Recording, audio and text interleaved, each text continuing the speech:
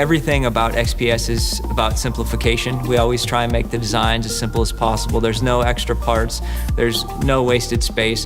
XPS in general represents the best of what Dell can do, and as such, the engineering, the design is incredibly creative.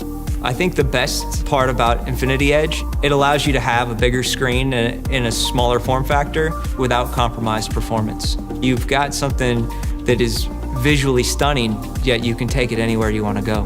The Infinity Edge display allows you to be more productive on the go. It allows you to have more windows open while you're working, and because it's larger, to see more detail.